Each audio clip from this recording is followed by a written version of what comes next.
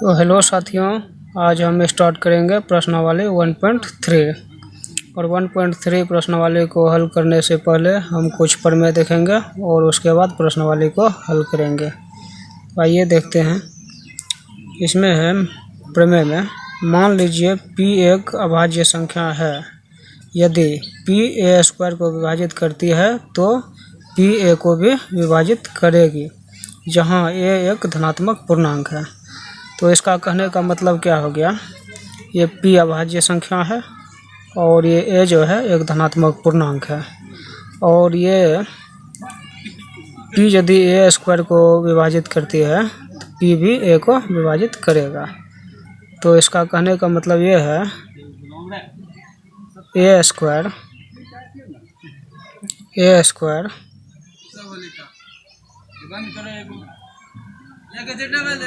p से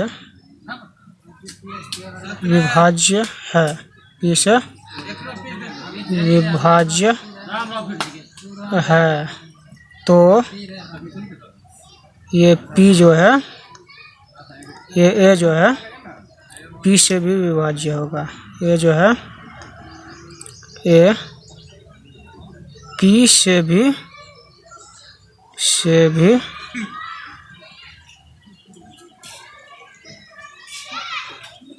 विभाज्य होगा। तो इसका ये कहने का मतलब है a² यदि p से विभाज्य है तो ये a जो है p से भी विभाज्य होगा। यानी कि किसी संख्या का स्क्वायर यदि किसी संख्या से विभाज्य है तो उस संख्या इसके स्क्वायर का जो एक गुणनखंड होता है उसको भी विभाज्य कर देगा। तो आइए इसको हम कुछ एग्जाम्पल की ओर से देखते हैं। जैसे कि हम इसका एग्जाम्पल ले लिया। एग्जाम्पल में जैसे कि हम 10 का स्क्वायर ले लिया। 10 का स्क्वायर ले लिया तो 10 का स्क्वायर कितना होता है? 10 का स्क्वायर 100 होता है। यदि 100 किसी संख्या से भाज्य है तो 100 किसी संख्या से यदि विभाज्य है, जैसे कि 100 जो है 5 से विभाज्य हो जाएगा। 5 से विभाज्य होगा तो ये 5 जो है ये 5 इस 10 को भी विभाज्य कर देगा। ये देखो 5 यहाँ लिखो तो 5 में कितना होता है 10, ये विभाज्य हो गया। तो इसका कहने का मतलब ये है, तो ये विभाज्य है। तो यहाँ पर जो है 10 का एक गुणनखंडन क्या हो गया? 10 का एक गुणनखंडन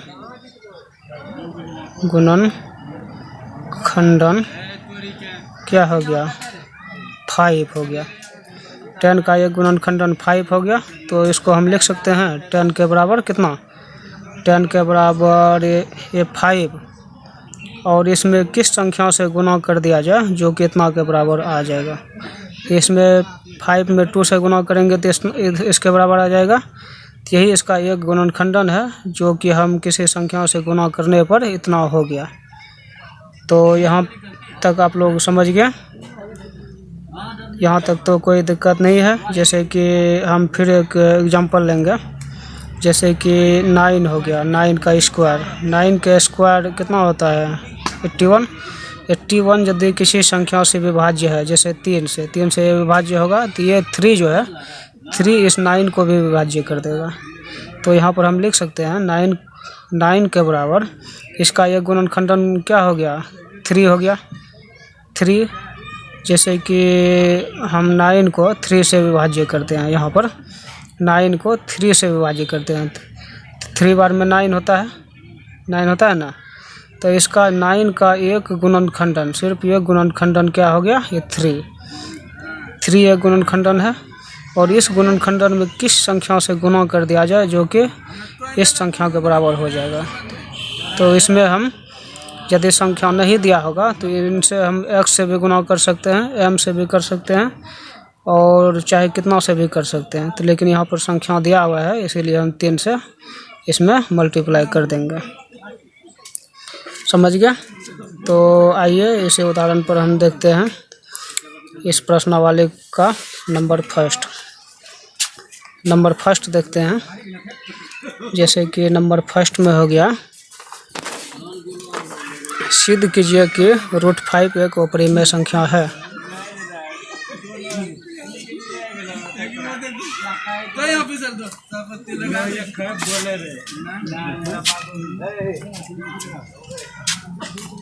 सिद्ध कीजिए कि √5 एक अपरिमेय संख्या है।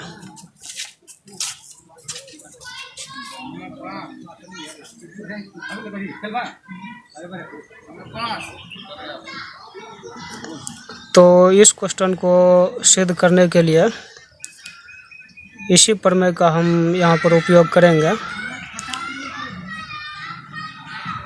तो इस क्वेश्चन को सिद्ध करने के लिए सबसे पहले विरोधकता विधि के द्वारा इसको हल करेंगे, जिसमें कि इसको हम अपोजिट मान के चलेंगे। जैसे कि ये अपरिमेय है तो इस संख्या को हम परिमेय मान के चलेंगे, और परिमेय जब तक इस परिमेय को हम, ये अपरिमेय है, परिमेय इसको मान के चलेंगे।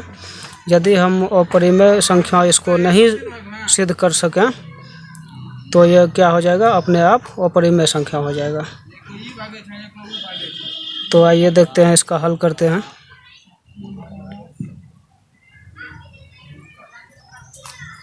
इसको क्या करना है, हल करना है। तो माना कि √5 एक परिमेय संख्या हम मान लेते हैं। माना √5 एक परिमेय संख्या है, परिमेय संख्या है। इसको हम मान लिया ये परिमेय संख्या है। तो ये परिमेय संख्या यदि हम इसको नहीं सिद्ध कर पाएंगे तो ये अपने आप अपरिमेय संख्या हो जाएगा। तो जब हम इसको मान लिए वो परिमेय संख्या है, तो परिमेय संख्या P/Q के रूप में होता है। तो यहाँ पर हम लिख सकते हैं ये √5 जो है, इसलिए √5 के बराबर P/Q के रूप में लिख सकते हैं। P/Q के रूप में लिख सकते हैं, जहाँ P और Q क्या है, P और Q सहभाज्य संख्या है। जहाँ P और Q सहअभाज्य संख्या है, सहअभाज्य संख्या है, सहअभाज्य संख्या है। लेकिन Q 0 के बराबर नहीं है। Q जो है ये 0 के बराबर नहीं होना चाहिए। ये 0 के बराबर हो जाएगा तब ये सिद्ध नहीं हो पाएगा। तो यहाँ तक जो हम लिखे इसको समीकरण 1 मान लेते हैं। इसको क्या मान लेते हैं, समीकरण 1। अब इसी समीकरण को दोनों तरफ हम वर्ग कर देते हैं। तो अब लिखेंगे यहाँ पर दोनों तरफ वर्ग करने पर, दोनों तरफ इसका वर्ग कर देते हैं। यह √5 का वर्ग और P/Q का वर्ग, दोनों तरफ वर्ग कर दिया। तो यह क्या बन गया, ये तो 5 बन जाएगा। और यहाँ पर क्या बन जाएगा, यहाँ पर P का स्क्वायर और नीचे Q का स्क्वायर, नीचे Q का स्क्वायर हो गया। तो अब हम क्या करेंगे, अब इसको इधर लाएंगे, तो ये क्या हो जाएगा, ये हो जाएगा 5Q² नहीं हो जाएगा। ये इसके नीचे नहीं तो कुछ एक है ना, इसको कोना कोने गुना करेंगे तो यहाँ पर हो जाएगा P² के बराबर कितना हो गया, P² के बराबर 5Q² कितना हो गया, तो 5Q² हो गया। अब ये 5 को इधर गुना में है और इधर आएंगे तो इधर ले आएंगे तो ये डिवाइड में हो जाएगा। तो यहाँ पर लिखेंगे P² बटा 5 के बराबर इधर क्या हो गया, Q² हो गया ना। तो यहाँ पर हम देख रहे हैं ये P जो है, P² ये संख्या है। P² जब यदि 5 से डिवाइड है तो हमारा इसका ये गुणनखंडन P जो है ये भी क्या होगा 5 से विभाज्य होगा। तो इसको हम समीकरण 2 का नाम देते थे, इसको हम समीकरण 2 का नाम दे दिया। तो अब क्या करेंगे, यहाँ पर लिखेंगे p² 5 से विभाज्य है। ये p² जो है ये 5 से देख रहे हैं यहाँ पर विभाज्य है कितना बार में, q² बार में। तो p² जो है p² 5 से विभाज्य है, 5 से विभाज्य है। कितना बार में ये नहीं लिखना है, ये तो सभी जान रहे हैं कि ये q बार में विभाज्य है। तो लेकिन यहाँ पर क्या हो जाएगा, इसका ये गुणनखंडन P जो है ये भी क्या होगा 5 से विभाज्य होगा। यहाँ पर लिखेंगे विभाज्य होगा, 5 से विभाज्य होगा। तो 5 से विभाज्य होगा तो ये P का एक गुणनखंडन क्या हो गया, ये 5 हो गया। तो यहाँ पर हम लिखेंगे P का एक गुणनखंडन क्या है 5 है, ये गुणनखंडन 5 है। तो इसको क्या लिख सकते हैं, इसको लिख सकते हैं P के बराबर ये 5, इसका एक गुणनखंडन न है, ये बताए थे इस प्रमेय में। तो 5 और 5 को हम किससे मल्टीप्लाई कर दें जो कि इसके बराबर हो जाएगा। तो इसको हम कुछ भी यहाँ पर मान लेते हैं, किसी संख्या से मल्टीप्लाई कर देते हैं। तो इसको हम क्या करते हैं m से मल्टीप्लाई कर दिया तो ये इसके बराबर हो गया, इसके बराबर हो गया ना। तो इसको हम समीकरण 3 का नाम दे देते हैं, इसको समीकरण 3 का नाम दे दिया। तो अब हम क्या करेंगे, ये जो 5 है ये m जो है m क्या है, m एक पूर्णांक है, पूर्णांक की तरफ से हम माने हैं ना, पूर्णांक के हम पूर्णांक से गुना करने के बाद ये P आ जाएगा। तो हम यहाँ पर लिखेंगे m बराबर एक पूर्णांक है, m क्या है एक पूर्णांक, क्या है m एक पूर्णांक है। तो m यहाँ पर पूर्णांक है। तो अब क्या करेंगे, इस समीकरण 2 जो है, इस समीकरण 2 इसमें P का मान को रख देंगे, P बराबर 5m है, 5m समीकरण 2 में रखते हैं। तो P के प्लस पे क्या होगा 5m² हो जाएगा, और नीचे क्या है 5 है, और इक्वल में क्या हो गया q², चलो q² हो गया, q² हो गया। तो अब इसको क्या लिख सकते हैं 5 × 5 के m² कितना हो गया 5 × 5 तो 25m² बटा कितना 5, और इधर क्या हो गया, इधर q² हो गया, q² हो गया। तो अब इसको हम काट सकते हैं 5 बार में, 5 बार में काट दिया तो ये क्या हो गया 5m², और इधर क्या हो गया, इधर q² हो गया, q² हो गया। तो अब क्या करेंगे, अब हम लिखेंगे ये 5 जो है ये मल्टीप्लाई में है, इधर आएगा तो क्या होगा इधर डिवाइड में चले जाएगा। तो यहाँ पर लिखेंगे हम q² के बटा नीचे 5 बराबर m² लिख सकते हैं, तो m² लिख सकते हैं। तो अब यहाँ पर देखिए वही केस आ गया, यदि q² यदि 5 से डिवाइड है तो ये q भी क्या होगा 5 से डिवाइड होगा, क्या होगा q भी 5 से डिवाइड होगा। तो यहाँ पर हम लिखेंगे q² 5 से विभाज्य है, यहाँ पर लिखेंगे, इसीलिए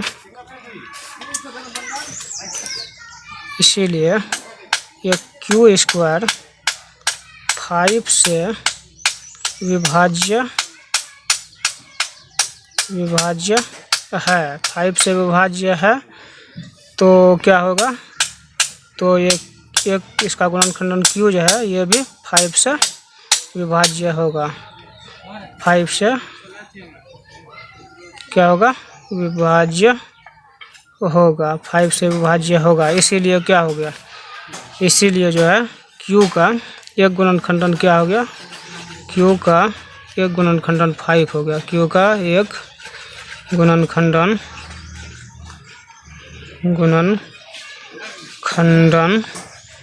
क्या हो गया 5 है। क्यू का ये गुणनखंडन क्या है 5 है। तो इसको हम स्थिति क्या मान लेते हैं, स्थिति 2 मान लेते हैं। इसको क्या स्थिति 2 और इधर जो बनाया है इसको स्थिति 1 मान लेते हैं। ये P का ये 5 से एक गुणनखंडन है, इसको स्थिति क्या मान लेते हैं, ये स्थिति 1 मान लेते हैं, इधर 2 मान लिए।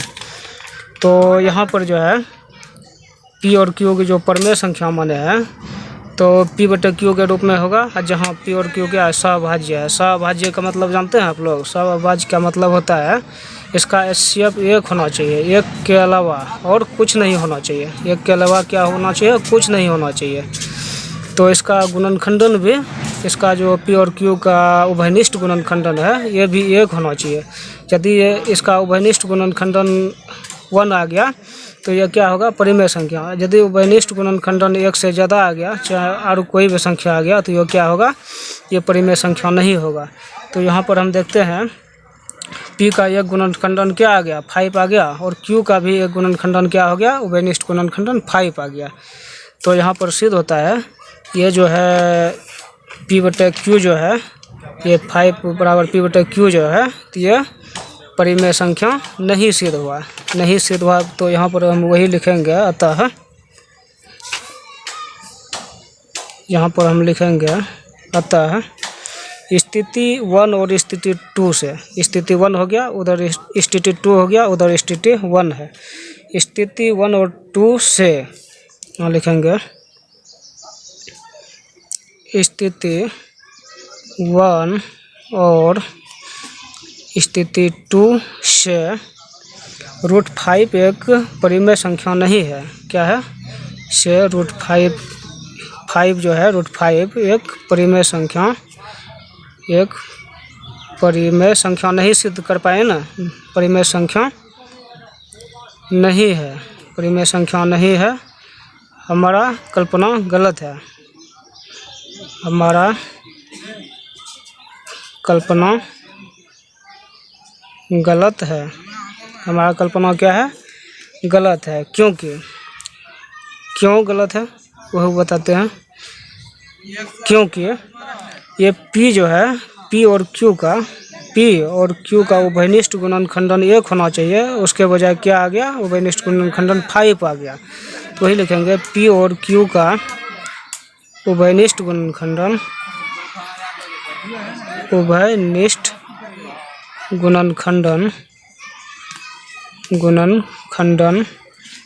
क्या है 5 है।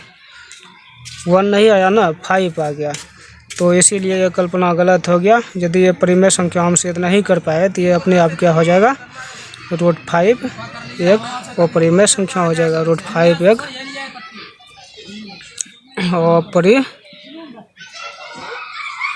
अपरिमेय संख्या है। तो यहाँ प्रूव हो गया। आइए अब अगली क्वेश्चन देखते हैं।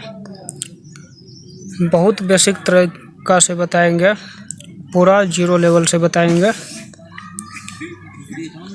तो क्वेश्चन नंबर 2 है, सिद्ध कीजिए कि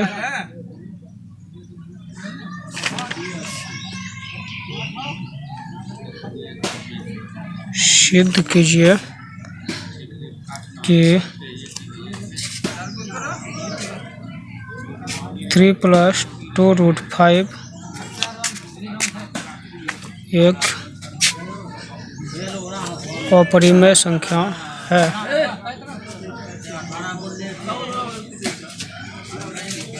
अपरिमेय संख्या है। इसको सिद्ध करने के लिए फिर वही तरीका लगाएंगे। इसको हम परिमेय संख्या मानेंगे और P/Q के फॉर्म में ले जाएंगे। तो आइए इसको सॉल्व करते हैं।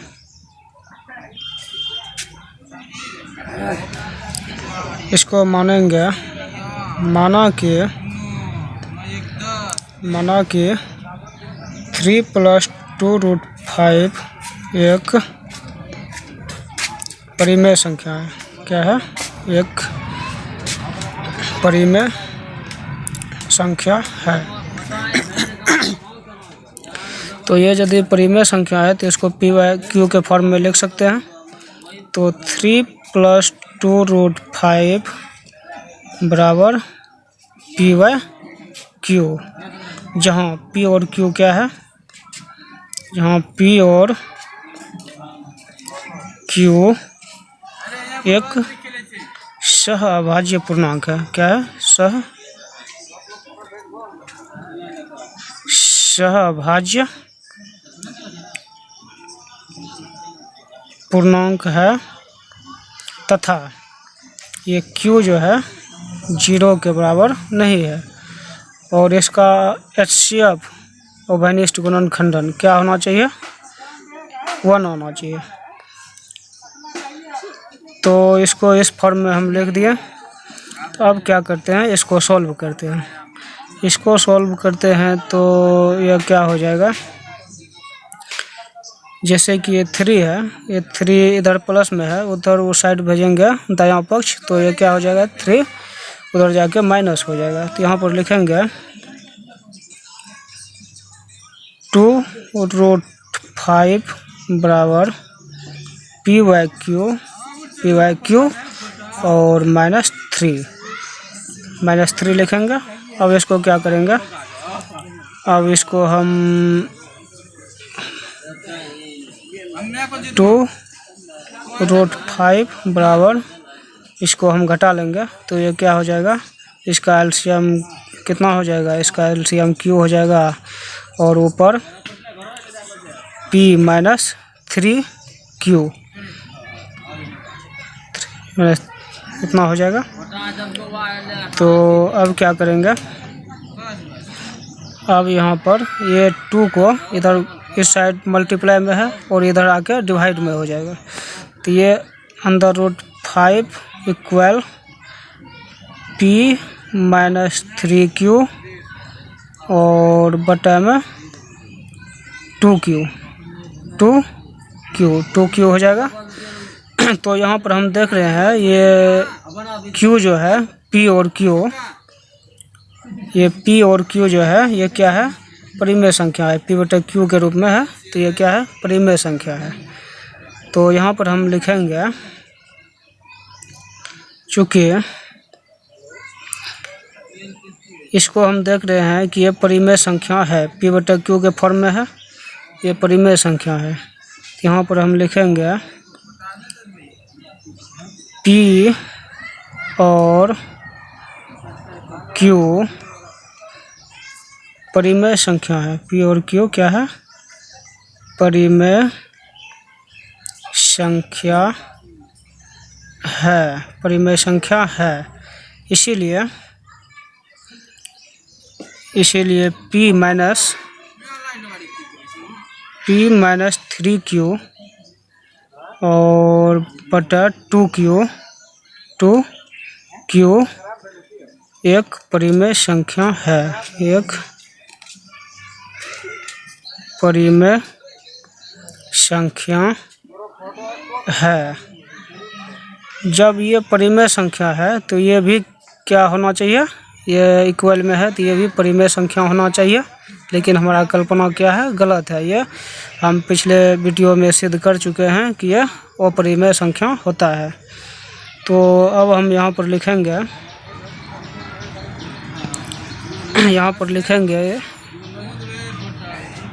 कि जब ये परिमेय संख्या है p-3q अपॉन 2q, जब परिमेय संख्या है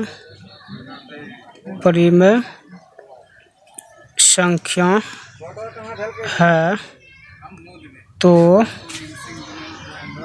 √5 परिमेय संख्या होगा। परिमेय संख्या होना चाहिए चाहिए, यहाँ पर लिखेंगे, लेकिन हमारा कल्पना गलत है, होना चाहिए, यहाँ पर लिखेंगे अब, लेकिन हमारा तथ्य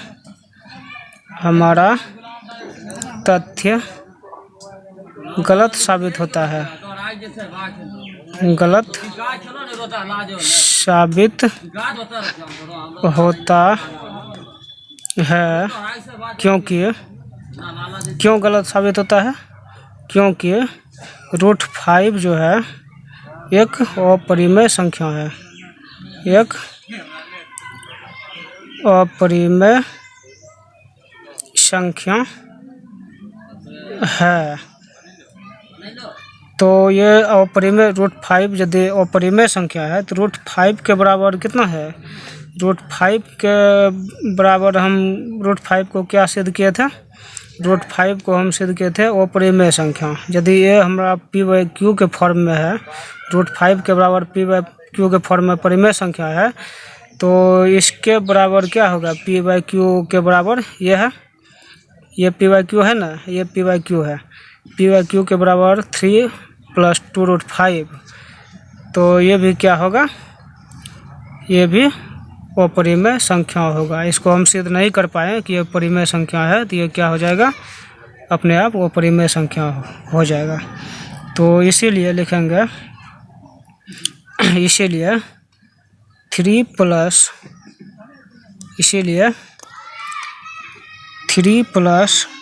2 √5 एक अपरिमेय संख्या है, अपरिमेय